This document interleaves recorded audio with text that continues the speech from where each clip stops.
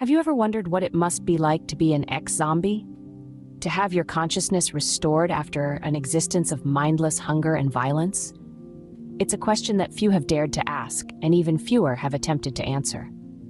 Consider for a moment the plight of these unfortunate souls. They didn't choose to become zombies.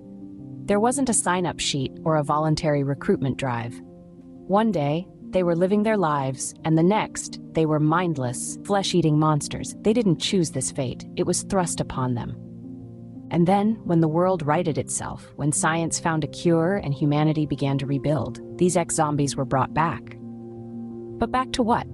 A world that reviled them, that feared them, that saw them as monsters, despite their lack of control over their actions. Did anyone stop to consider the psychological toll this might take? Did anyone ask how it felt to regain consciousness and realize what they had done? To understand the depth of their actions while under the influence of a monstrous virus? The doctors and scientists who developed the cure, did they spare a thought for the emotional scars these ex-zombies would bear? For the guilt and shame they might feel, even though their actions were not their own? Did they consider the nightmares that might haunt these people, the flashbacks, the horror? And what about us? How do we perceive these ex-zombies? Do we judge them for their actions, even though they were not in control? Do we hate them, fear them, shun them? Or do we extend our empathy, our compassion? Do we see them as victims of a terrible affliction, as survivors who have endured unspeakable horrors? These questions challenge our perceptions, our prejudices, our fears.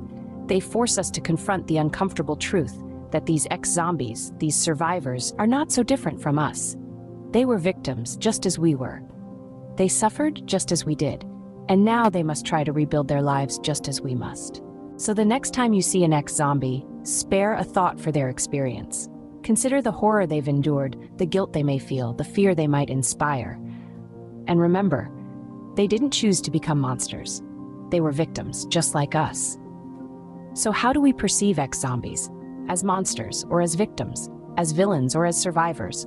It's a question that challenges us to look beyond our fears, beyond our prejudices, to see the humanity in those we might otherwise judge.